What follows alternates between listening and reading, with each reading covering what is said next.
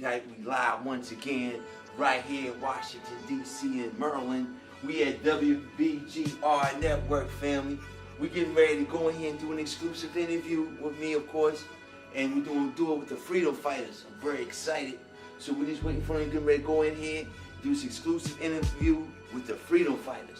So make sure you subscribe to our channel, Street Hype Edutainment Show. Let's get it. Good evening. This is Jeanette. Hi, I'm Sharif. And we're the Freedom Fighters of Washington, D.C. We thank you so much for tuning in this evening. As usual, we're going to start off with a few announcements, and then we're going to get right into introducing our guest. Tomorrow is the big emergency summit to be held at the H.D. Woodson High School in the district. We are in a fight for our survival, black survival in Washington, D.C., and we must stand united together in opposition of D.C. gentrification. Even if you live in Maryland, PG County, don't think it won't affect you, this gentrification. They will be pushing low-income D.C. Residents close to the close-in suburbs, which is going to add more congestion. But I had the opportunity yesterday to drive past PG Plaza. Now it's called the Mall at Prince George's. And all of that old rental apartment buildings that were behind PG Plaza have been torn down, and they are building new apartments, I guess to accommodate the University of Maryland students, since the University of Maryland is so close, which means that those people who lived in those buildings have been pushed somewhere.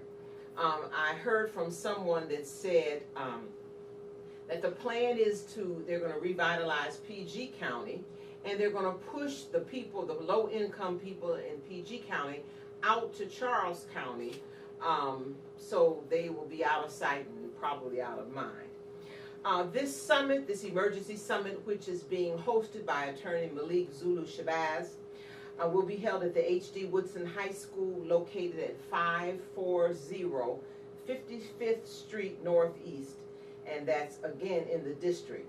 Workshops will begin at 12 noon and will culminate in a town hall that will start at 6 p.m. Yours truly will be preaching around 5:30, and there will be a choir to back me up. Other featured guest speakers will be Mr. John Cheeks, Dr. Amy Jenkins, and Mr. Akbar Bilal. You need to come to this summit. You will not believe the kinds of things that are happening in DC for the low-income residents or just affordable housing. And Sharif and I had talked about this in past broadcasts, and it was even highlighted even more when Attorney Shabazz was our guest on June 30th. A reminder that Dr. Umar Johnson, who was our guest last week, will be at the Thurgood Marshall Trust Center on Sunday, July 23rd from 6 to 9 p.m. Tickets are available on eventbrite.com, and he promised that he is going to talk about post-traumatic slave disease. Post-traumatic slave disease.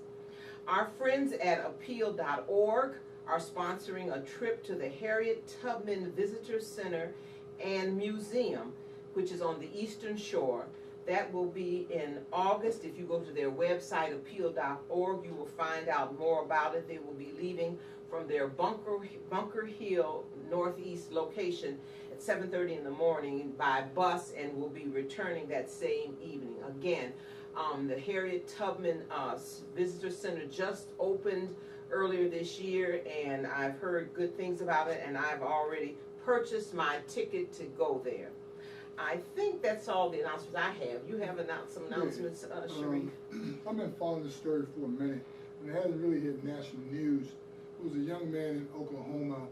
He worked at a homeless shelter, and he ran into a young lady who was a Caucasian, and they started dating. And make a long story short, he was murdered, right? And the way about his murder was he was dating this white young lady, and the father came up on him, and the young man tried to shake his hand, and he shot the young boy cold-blooded. And there's been 3 mistrials in this situation where the Jeremy Lake has not got justice. In Oklahoma, he was a police officer. He was a police officer, and he claimed that the young man had an automatic gun. And the funny thing about this, the young man did not have an automatic gun, never had a criminal background, and also he was pissed off at the fact that he was dating his white daughter, and the daughter testified against the father, stating that his father, she turned around, her and her boyfriend were laying on the ground, and she heard several shots. And come to find that it was a hung jury, and the mistrial was 6 and 6. 6 people for, 6 people against. And we're looking for justice for Jeremy Lake in Oklahoma. And by the way, it was Tulsa, Oklahoma. So we know what happened in Tulsa, Oklahoma. Yeah. They have a huge history of killing us. So we have to do something about these people killing us. We're gonna wake up, we're gonna fight back. So as I speak, the freedom fighters there, and we're gonna be broadcasting more information about this later on. Unfortunately. I have quite a few comments about that. However, I will reserve my comments and we can discuss afterwards. We're going to talk about the Board of Education as well. Dr. Beverly Anderson, she stepped down. She worked in the administrative part of PG Board of Education, and she said that the reason why she's stepping down was because the baker and superintendent and administrator is not backing education. Okay. And so we will be talking more about that, and we're also going to be seeking for her to come on to our show as well.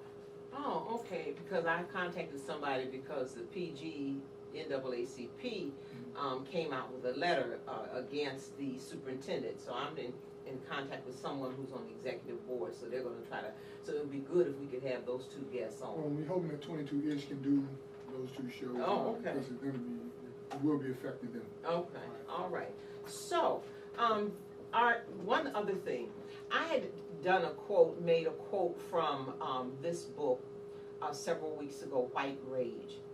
And if you have not, this was a book that was written by a black historian. She's a professor at Emory University, Dr. Carol Anderson.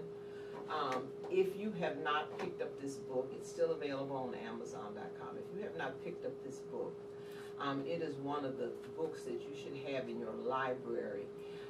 Dr. Anderson gives a historical perspective on the white backlash and what has happened and how white people have reacted since Ferguson, Missouri. Absolutely excellent book. We're looking to try to get Dr. Anderson as a guest on our Freedom Fighters broadcast before she has to return to school in late August. All right, so our guest this evening is a young man who we met at Everlasting Life Restaurant, which is on 9185 Central Avenue in Capitol Heights, District Heights, Capitol Heights, one of those heights. Anyway, exit 15 off the Beltway. And he was, we were there for something else, and so this young. We were there for the gun club, War on the Horizon Gun Club. Right. So this young man was selling some of his literature, and and so so we invited him to come on our broadcast to talk about some of his what he does, the work that he does. He's very industrious in the fact that he had driven from Fredericksburg, Virginia, all the way up, and he did that. Lynchburg. Oh, I'm sorry. That's even further. Lynchburg, Virginia. I've been down there at Liberty University. So he and his wife, drove up from Lynchburg, Virginia, to come to us in person to talk about the work that he does, and also to talk about this book that he gave to me. And the title of it is The Seventh Black Awakening, 2017 Series Number 1, Slavery, Past to Present. Are we still in it? So this is Mr. B.E. Copeland. We welcome you to This way? No. Yeah. We welcome you to wherever the little dot is, the tape is. We Okay, welcome you to, there's the camera right there. We welcome you to Freedom Fighters this evening. What got you started? Well, give us a little bit about your personal background. Well, I'd like to thank y'all for inviting me on the show. From like I said, from Lynchburg, Virginia. I'm pretty much been in the movement for over 20-some years. I kind of started around 92, at least around 92. What got me started was a book called Behold the Pale Horse. At the time, I was reading a lot about what was getting ready to happen as far as the stuff with computers and definitely with the prison systems at that time. I was really heavy about the prisons because at that time, of course, I just came from off the streets, so to speak. So it's like a lot of my brothers and the brothers that was around, they got, locked up. It was, by 92, 93, at first it was misdemeanors for having crack. By 92, 93, when Bush left, it was felonies, you know what I'm saying? So there's a lot of cats getting put away. So I started studying on that, and then I started moved to Texas. When I moved to Texas, that's when I birthed me into Pan-Africanism. Brother Bendelli at the Pan-African bookstore. Where's that? That's in Dallas, Texas. Oh, Dallas, okay. Yeah, Dallas, Texas. Peace out to him. Rest in peace as well to the elder. Also, I got into Nuwapian around 94, 95 as well. So I'm pretty heavy on that because where I live at Lynchburg, Virginia, is like the largest Christian college in the world. And so I'm like surrounded by Babylon, straight up, the Christianization. I seen how it poisonous, seeing how it was affecting our people, even my own family, you know what I'm saying? So when I got the knowledge that pretty much everything derived from out of Africa, I was really hungry. So I was studying for years. I've always been into hip hop. This is my first books. It was right here. I got it right here. And it's entitled The Brief A History. Brief History of the LBC, Central Virginia Hip Hop. What's the LBC? Lynchburg, Virginia. Yeah, LBC. That's what you call it. Yeah. Okay. I was the first one that ever put cats out on CD, on mix CDs, music. So I was the first one to ever put a mix CD out in what's called the Blue Ridge region. One person was out at the time, like Ron G, and a cat called, I can't forget his name, because everywhere I went, I can't think of his name right now, but he was from up top. So I was the only one from Virginia really putting cats on and stuff like that. And then when I came back, like I said, when I went to Texas, came back with the knowledge, I'm like the only one in my particular region, the Blue Red region, that was dropping anything about Africa.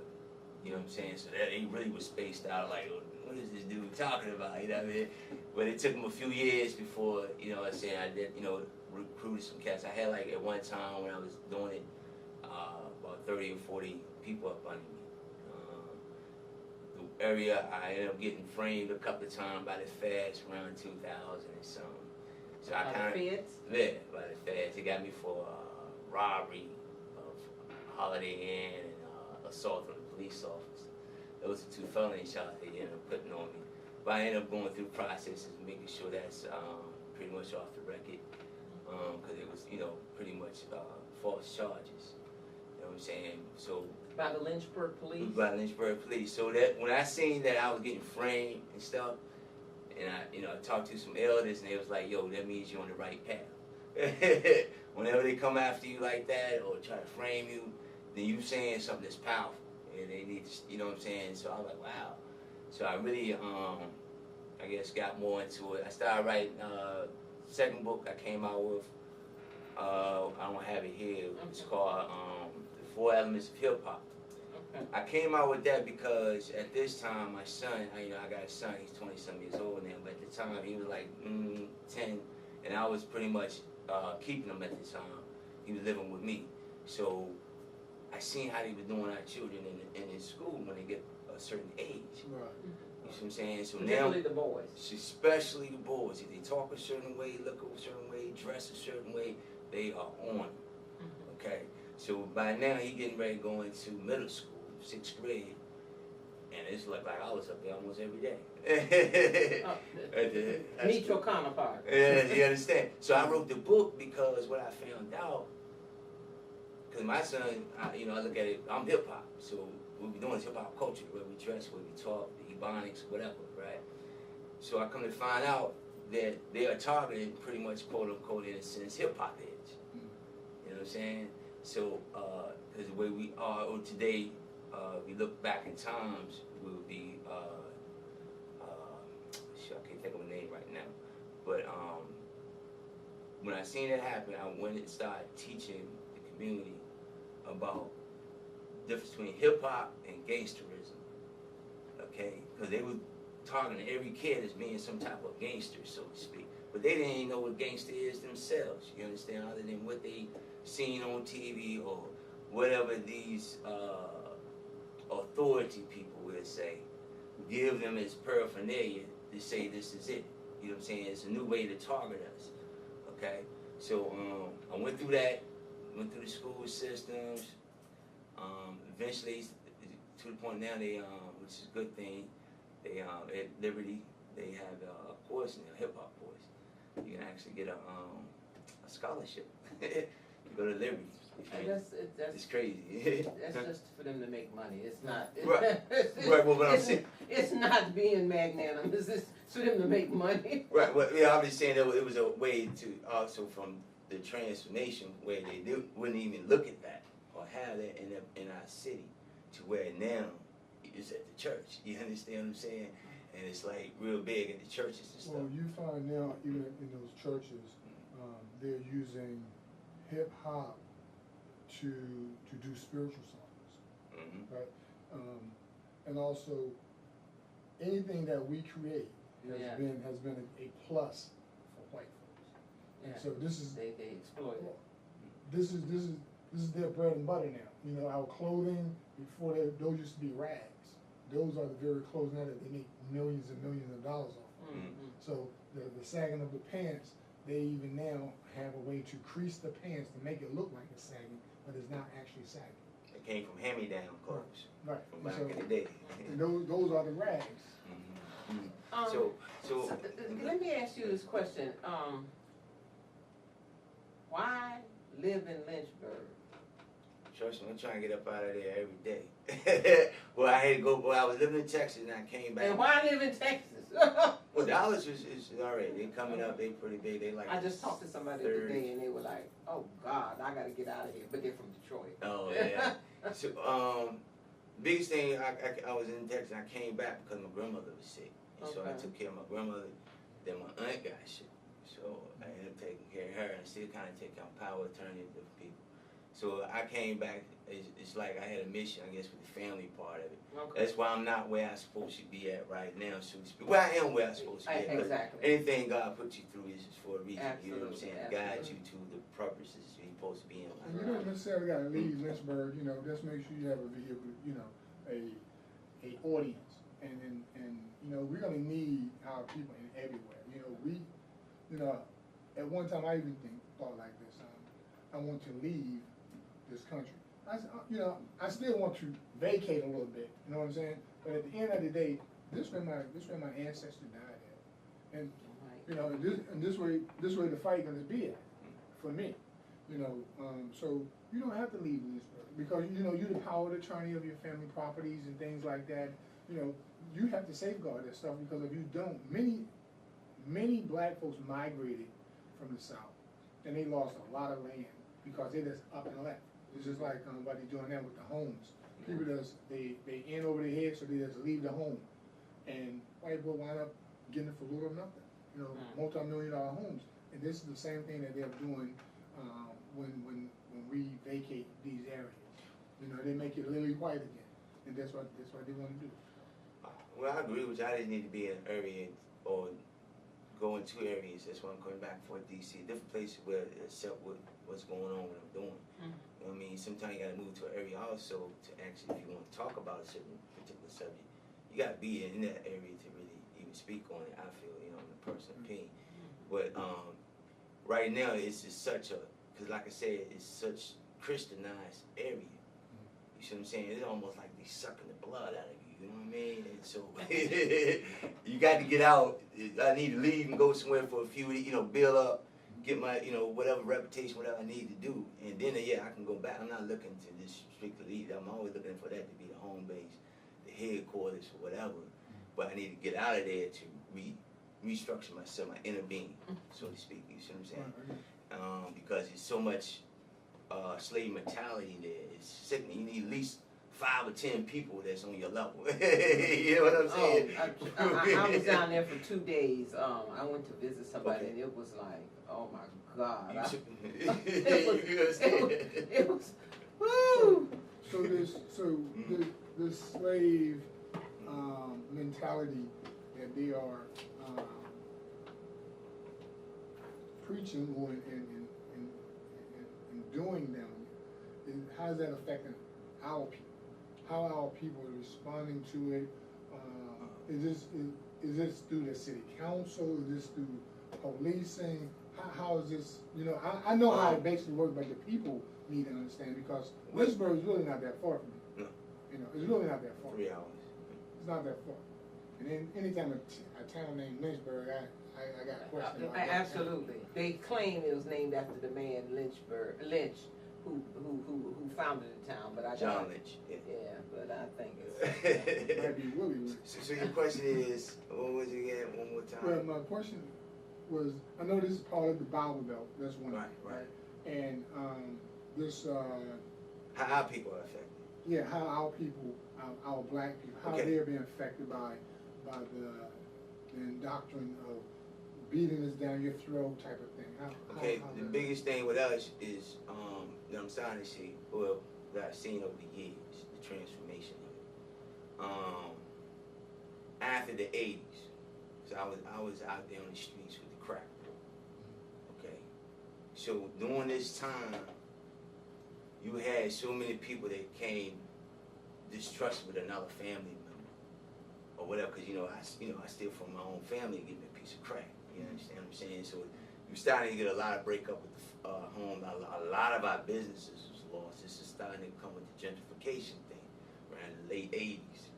You see what I'm saying? Or Reaganomics. I kind of speak about it briefly in my book. You know what I'm saying? During that time. And so our people, what happens is we can see what's happening to us, right? Even like I said, rape books or be screaming, I don't get it. It's crazy, but because you so believe in something, Jesus or whatever, no disrespect to anybody, but you give all your faith. For instance, my mother about 3 years ago, or it might be 4 years ago now, the police handled her wrong, black in her eye and everything. I'm infurious. I'm ready to go to TV station. I'm ready to put in some work. You feel what I'm saying? But no, we're gonna let Jesus handle it. okay. That type of thinking. You understand what I'm saying? So if something really go down, if you start talking about the master, so to speak, oh no, you know what I'm saying? You defending someone else. You mean the master, like the white Caucasian, man? right. You the master. Oh, okay. You defending the white. You defending my master, so to speak. Okay. So they're gonna be offensive because we are so blind. We really don't know what's going on outside of that box. You see what I'm saying? And because we're all Christian brothers and sisters, you see what I'm saying? Then this is how we all got to get along type of thing. You understand? Well, I am a Christian minister. Right. Went to seminary, got ordained, everything.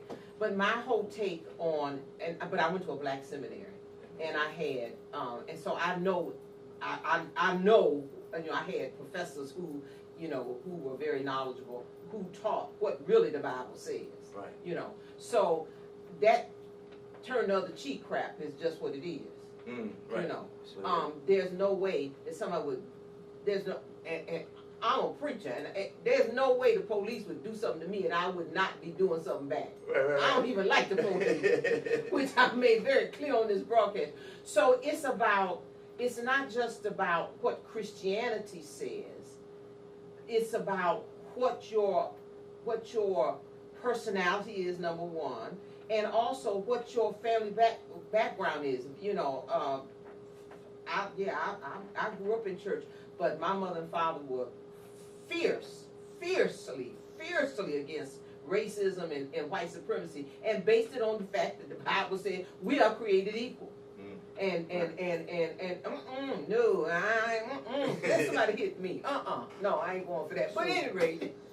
Yeah, we have a lot of that going on. But that's you don't have no NAACP, no disrespect. No NAACP. It is, but they LGBTQ. To be honest with you, I mean, no disrespect to them. Okay. But I mean, you go to men and they really something else. I mean, we really need some men to back this thing up. Right. You feel what I'm saying? Yes. They're gonna be all passive and all this to these people folks. I don't got time for that. Get yourself here. So you have, see, this is what's happening to the country, and this is what's happening to our community.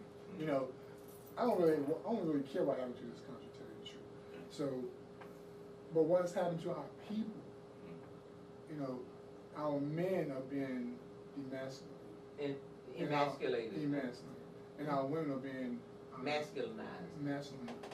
And so, and then you find like our elders are, you know, they have always been, they brought up under these fear factors. You know, white supremacy. State of Virginia alone, if you mention state of Virginia, you know that Klan roll well in those states. If you mention North Carolina, the Klan roll well in those states. So, what are you doing to and do you have a posse? Do you have a group of people who can help get this thing going? People got to be re-educated. People got to be refocused on like, we can't live in fear. I believe, and I've been looking at many different movies and books and people and talking to our elders. Our black folks have lived in fear for so long, and that's why we are vulnerable to this day. So, do you have a crew down there that can work with you? Not at this point like that. Not even 5 people? That's what I was saying. I need to go outside of the box to kind of pick up some people and go back in there and put that work in. Well, then you might have to get some see. I'm thinking about the young and young. You got to get them young jokers. Real young. You know, and understand you know, use that as a business. You know, like a 501c3, right? And educate the young people because that is our future. You know, the old, if they ain't got it now, they're not gonna get it. They're gonna go to their grave believing what they believe because a white man said so. And I was in a guy's house a couple of days ago. I had to I had to take him out of his element and basically place him in a confined environment. And he had a picture of white Jesus, and it was by his door. And I was like, why you have that on the floor? And he said, well, I have to see that before I leave, and I have to see that when I come in my door. And we had to take the picture with him. Well, he was really trying to take this big picture with him. And I was like, how long have you been doing this? And this is an older guy, he's 56 years old. He said he's been doing it forever. He believed that if he don't see that picture when he walk in his door, something bad gonna happen. And he have to see that picture before he leaves. And I think that's And this is that mentality, and I believe this is what you're talking about. Mm-hmm. You know, how we have been so brainwashed into this thing. Well, like I said, I might find a few people too, but also if you're the only one thinking, it ain't cool. You need a team members. It's like 3 of us here, you gonna have some ideas, and we put them all them ideas, put them on the table. I just don't want to be the only one coming with the ideas, and y'all waiting for me to tell you every move. You see what I'm saying? That kind of defeat the purposes right there too, because we're not really having people, thinking for themselves and doing for themselves. So what age bracket that? Originally, all I dealt with was the youth for a minute. So what about the guy that's 27, 30? You look like you, what, 38, 40? Okay. Well, you said he got a son that's 27, so do Okay. So you look fairly young, so at the end of the day, I'm looking at people that, like my son's age, anywhere between 16 to 33. That's what I'm thinking. What's going on with that age group? At this point, the way that I haven't really attacked them in that sense, because like I said, when I did was in that age group, I mainly hit more hip hop, and they kind of listen to that. You see what I'm saying?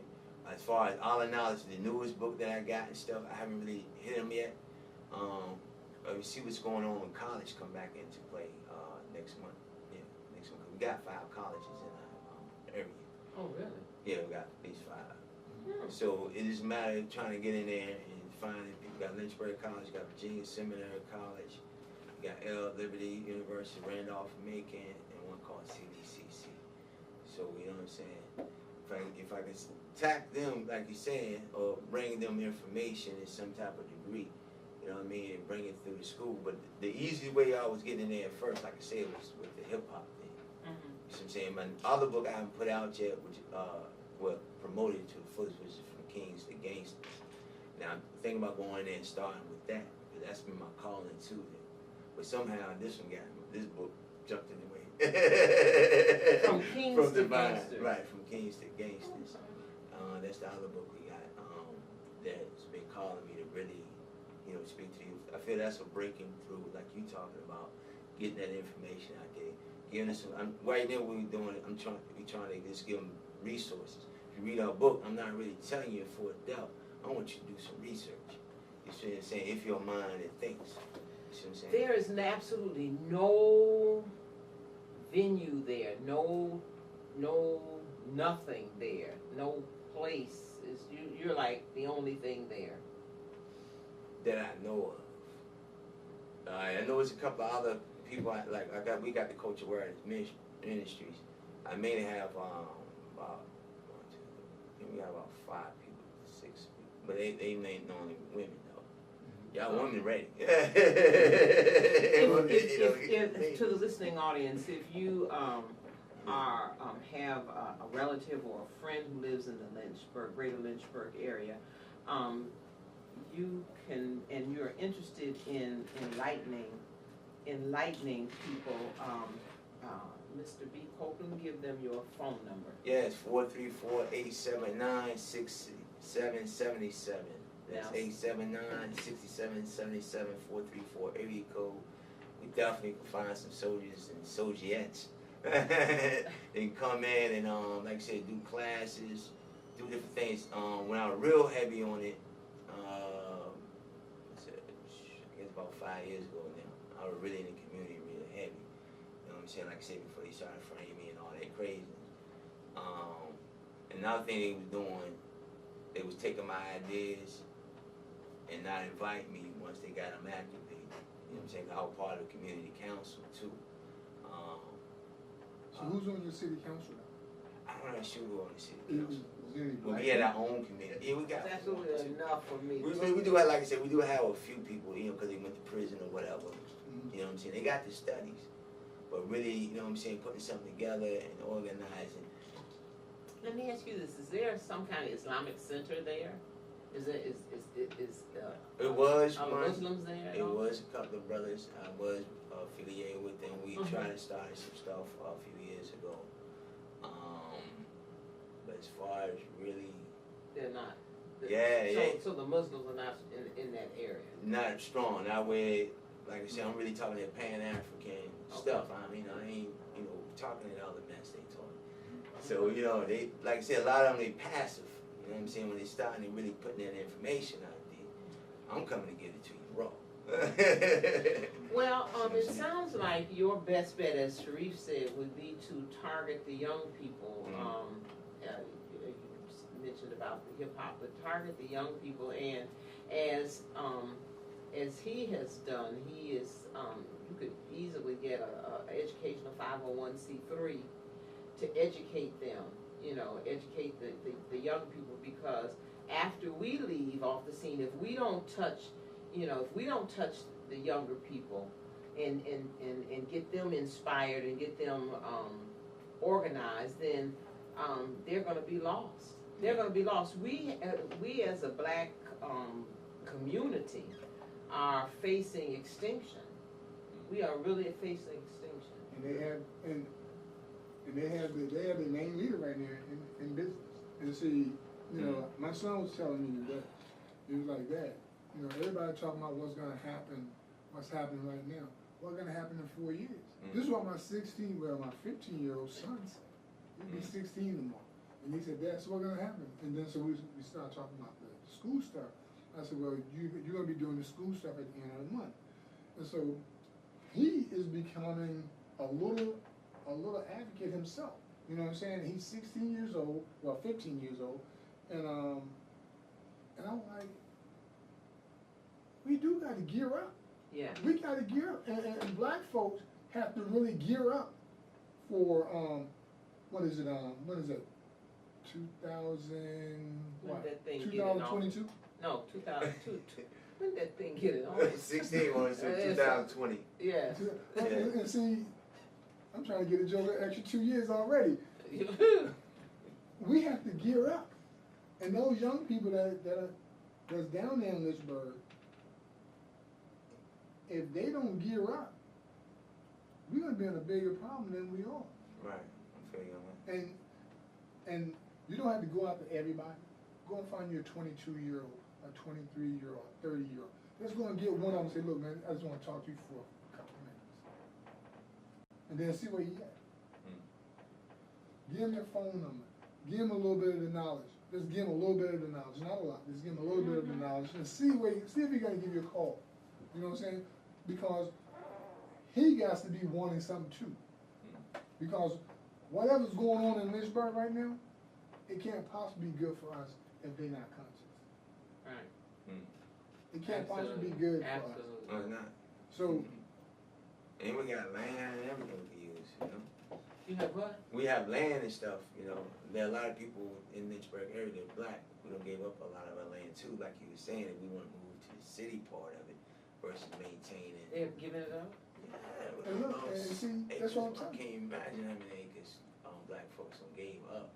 They don't give up one section to where they don't build, the white folks done came, well, I don't know, white we say people outside of us. no, you can say, You know what I'm saying? It could be Asians. I'm saying, I don't it ain't know. us. Yeah, I didn't say it ain't us. I can't say it's all white They've people. given it up, you mean they've sold it? Sold their land up or because of taxes, whatever. And they don't went in and built a whole city in that little area. We once used to own that damn acres. It's called Windhurst now. WYNHURST.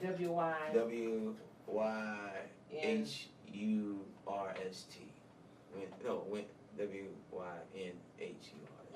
Windhurst. So they don't came in and built like a whole community, a whole city. I'm like, when I go over there, I'm like, man, we could have did this. But If you we see, was but, as a yeah, people. we could have did it, but like, when you go to the bank, even though you got collateral, they're not gonna allow you to do it because your collaterals ain't good enough. We gonna wait you out. Well, it ain't just that. I need more than just me. I need everybody here at this table to pitch in. One thing they do, they invest in each other. Right. They have investors. It'd be 10 of them, and they playing 10, 15, 20 years down the road. Right. And they willing to wait that long and sit on that little money that they invested. With black folks, every week, yo, man, what you do with that $1,000, man? We need to know what you did with that bread, man. You know what I'm saying? I don't see the project rolling yet. You see what I'm saying? Not knowing it's a planning process. Like they take, like I said, 10, 20 years before you even see the results. You see what I'm saying? But they have this investor. I mean, I like to put 10, 15, 20 investors. So that's the difference between us. We don't thinking about we're not thinking about we.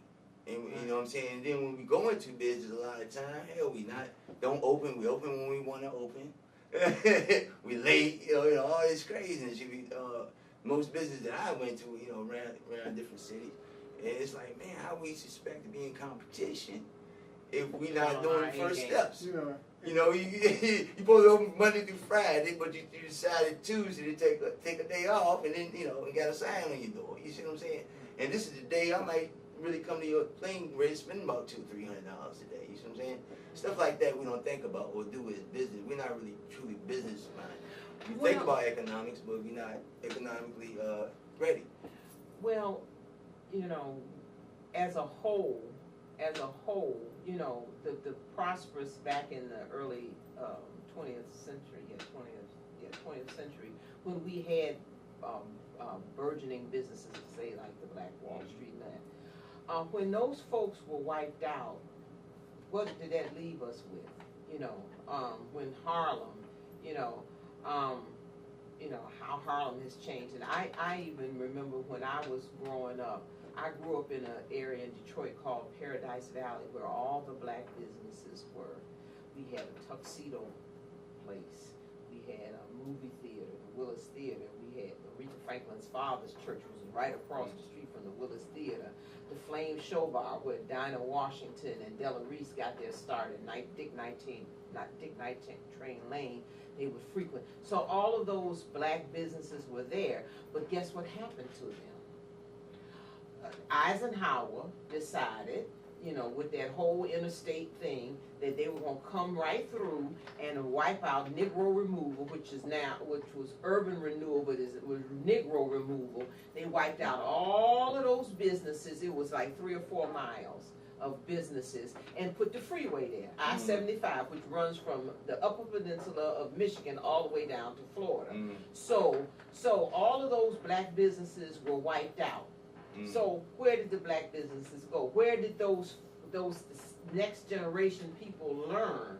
You know, there were those black pharmacists, I can't think of the name of the pharmacists. They were a whole family, father, mother, both of them were pharmacists. You know, and then it was all wiped out. So that's the same kind of thing that happened in D.C. with U Street. Yeah, so where do we learn, or are we so greedy for money? I'm thinking about the Johnsons, not John and the other, his wife, but the other Johnsons who owned a hair product company, and the Gardners in Chicago who owned hair product companies, and how their children sold out. You know, Mr. Gardner was a chemist, and they were part owners of the Chicago Bulls. Like right here in DC, you got the Hairlock Industries, right there on A Street. A Street was burnt down in the 60s, and Hairlock survived, and he was the last black, what you call perm maker. Okay. And, chemical. Right, here locally and nearby. He shut down. I was a mixer for him. It was when I came out of college, he gave me a job to mix perm. You know, it was amazing how that stuff. And I go past 8th Street, and you see like he had like the movie theater type of marquee and building. And I go past it every day, and I see these white people dancing and lollygagging all up in the place, and then it's like it's amazing how this stuff is going on. And you know, Lynchburg has always been there's like Backlick, what is that, Backlick Road in Virginia. There was a spot where we used to hang people. We got Lynch, not too far from where I live, called Lynch Station. It's about 15 miles from where I live. It's called Lynch Station. And so, but, yeah, we had the same thing. I mean, we had numbers, like I said, all the way up to the age. We had striving business, like my particular area, like all what's called 5th Street. I think it's about 5, 6, 7 blocks long, number of black business on both sides. Like you said, movie theaters. so is that place there now? 50? Wiped out. What about the street? The street there, but now they doing through the gentrification. Here we go. Now they look, let you check it out. We used to have a couple of clubs on there and everything. So when they did, they made that area dry. Now it is 2017. They back around. Now they got them like 2 clubs over there. They, where they can go and drink beer and all that. But they for the longest it was dry.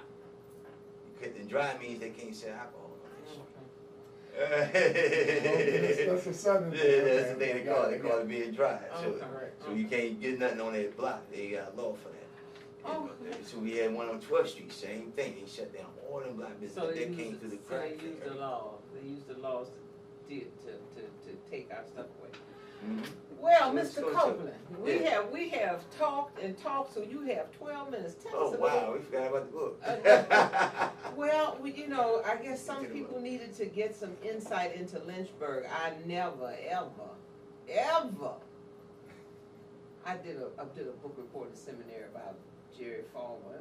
That's where Jerry Falwell started. Yeah. I did a book report about him, and I was gagging as I was doing it. But tell us a little bit about your book. You have some controversial things in here. And so, what inspired you to write this book? Oh man, last year I was DJing. It been calling me. It kept calling me. I couldn't figure out what it was. And Tuna Queen. And I was telling her, like, I said, it's a calling. I said, I'm gonna write this book. She's like, what is it? I don't know yet. I didn't know what I was gonna write or nothing. Like I said, we did a party, and I said, well, I'm gonna try this lecturing thing. I said, if more people come to my lecturing thing than the party we had did, then I feel that's where I'm supposed to go with this. And sure enough, we had more people at the lecturing thing than we did. And so the book, it just came from the divine. I didn't know what it was gonna be about. A lot of the information in there is starting to happen, or you're starting to hear about it, or it's being talked about more. But when I did it at the time, it was just something from the divine, and I just started writing. And then as I started doing it, of course, a couple of extra things came to me, and I added that in there and stuff like that. So that's how I came up with the book. What struck me was one of the things that you said. It's on page 10. You said here that in October 1492, Christopher Columbus became the first European since the Viking era to rediscover the New World by setting foot on what today is the Bahamas. Back home in Spain by 1497, Queen Isabella and King Ferdinand II of Aragon were expelling the Moors, which were the black folks, out of Europe and killing us Africans by the thousands. They set up shop in the New World called New Spain. So by the year 1505, the first reported sugarcane crop was being grown and harvested for trade. Then you ask this question: why was sugar so important to these Europeans, who are at this time still experiencing, in particular regions of Europe, the mini ice age, which many people are not aware of, where they were infested with barbaric behaviors, disease, and famine. Next paragraph. One of the main purposes, on page 10, one of the main purposes of sugar was its use to make beer, wine, and liquor, rum products. And you say that they used this beer, wine, and liquor because the water was so toxic and contaminated that they started drinking apple cider, beer, wine, liquor, and other non-water products. So that today, many people say that water is a nasty drink, and I've heard that. There are very few people that I know, females that I know, that can drink water straight, just like Brandon King brought me this glass of water. There are very few females that I know that can drink water straight like that. They have to have something in it, some lemon or some cucumber, or some, what do you call it, a cucumber, or a slice of what you call orange, crystal stuff, orange or whatever. Then you said, today many say water is a nasty drink, and they mainly consume soda and beer. And we as black folks, I can't speak for white folks, but we are always consuming pop, which I call it from Detroit, pop or beer. You know, somebody almost cut me off while I was on the street driving to pull into the liquor store. Right. You know. Then you said here, sugar has been discovered to be one molecule, a nitrogen molecule, away from crack. It is a very addictive substance. So talk to the audience about that. On which part, as far as? Your statements that you make here Well, about the use of sugar. One of the things that we originally was, from my understanding, view, is that it was enslaved for was for sugar, from originally the Moors or the black Moors. Okay, so when the Europeans came along, like I was saying in the book, they around that time they was having famine and stuff. The water was so diseased they couldn't really drink. So they used alcohol as the substitute, apple cider, and all that. That's what you always hear. And I speak about dehydration. But sugar was one of the main crops. It's like we mainly hear about cotton. You know what I'm saying? You go in school, we pick cotton, Mm-hmm. You don't really hear about the sugar cane too swift. Mm-hmm. You know what I'm saying? And the first people that enslaved was over here in America would be the Portuguese and the Spaniards. The so-called British men are people from UK. That's who the Americans we were calling today. They didn't come around until the 1400s, or 1500s. I'm sorry, 1500s. Mm-hmm. With John Hawkins, and then when they started, the Church of England was formed. Mm-hmm. See, we also hear about Romans, the Roman Catholic. However, in this society, we're really dealing with the Church of England. Right. We're supposed to broke away from the Roman Catholicism. Right. You see what I'm saying? So, okay, then you had, but how we dig back into it though in some form of a way. Don't get twisted. It took them 200 years, even after they settled here, to actually bring the church to their land, because even the white folks deemed church here in this country when they first got here, they deemed it as a what you consider what you call the thing is not wanted. Yeah, well, the part of this, we got King James, but he ordered the people when they came over here to have it. Matter of fact, it was mainly men here that they sent.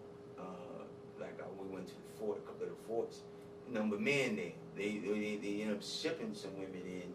They called it something divas. I can't think of it right now. But they had the divas to come in to give them the sex for having some type of affiliation with a woman. But as we know about the Romans and Greeks, that thing is men more. Women is really the last thing on their list. Right. You see what I'm saying? So that's just a tradition for them. That's the part of their what's called feudal society. I kind of speak of that in a book about a feudal or feud society. Mm-hmm. We wonder why we always fight and all that. This is part of their structure for thousands of years. Mm-hmm. See, we have a Ma'at society, right? Then with the 7 principles. Their principles is war. War. That's number one. And war. And taking land and possession of land is another one that's very important to them. Your riches or whatever you have. But as far as them really caring, no. They mainly love other men, especially little boys. Oh yeah. Now that I learned in seminary. Mm. They had a name for what they called them. They wasn't mentors, but you had to be up under them for until you 8 or 9. It started with an E. I can't think of it right now. That they was that you had to be up under them until you got a certain age. Well, we know just by the vicious cycle of the Roman Church and the Catholic Church.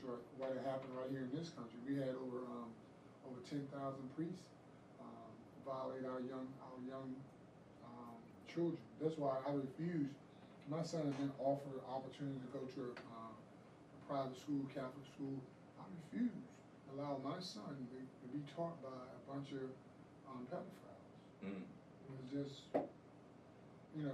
even now they're trying to bring in Canada. They said in the next couple of years, Canada will be allowing pedophilia become a part of their society.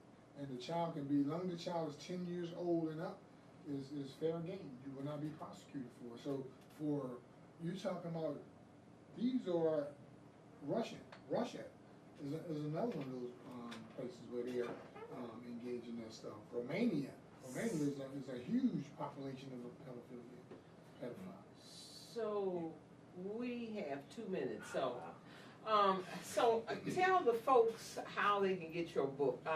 Like I said, I got through all but I think 3 pages of this book, and it's absolutely fascinating because he, Mr. Copeland goes from starting, I guess, really, let's see, starting in his book starts at 1142 AD, and goes 1325. and goes on, basically talking about is slavery still with us? Answer that question for the audience. Do you think slavery is still? Are we still in it? Of course, we're in mental, spiritual slavery now. We are in certain physical slavery as well. I wish we had a little bit more time to talk about the book and everything, but we got so much trapped on other subject matters. Hope we can come back and do it again. And but to get in contact with us at Shedu Services. That's SHEDU Services. You can catch us on Facebook, Pinterest, all that media stuff. Your Facebook. Give us your Facebook. Shedu Services. Spell it again, slowly. SHEDUS Services. Okay. Like Shedu. And Oh, services. okay. That stands for Street Height Edutainment Services. I had a TV show for like 10 years. Was on regular broadcasting. Okay. Then we went to internet with it for right now. Okay. We're looking for people to call us up around the world. Definitely come in and speak, and definitely bring this information more. That's what we're trying to do now. Set up a book tour. We got a couple of dates. We got one next month, August the 4th and 5th in Norfolk, Virginia, Newport News. That's where we're going to start it off at, and we hope to be in your town and city. So, We still got time? That's all right. Say good night. We thank Mr. B. Copeland for being our guest this evening, and you know, it really wasn't a detour. It was like we had to find out all this information for you, so that we can talk about a book at another day. We thank you so much for coming all the way from Lynchburg, Virginia, to be live in our studio. I'm Jeanette. And we are the Freedom Fighters of Washington, D.C. Don't forget the Emergency Summit. Your black life depends on it. Tomorrow, starting at 12 noon, HD Woodson High School, 540 55th Street Northeast. Good night.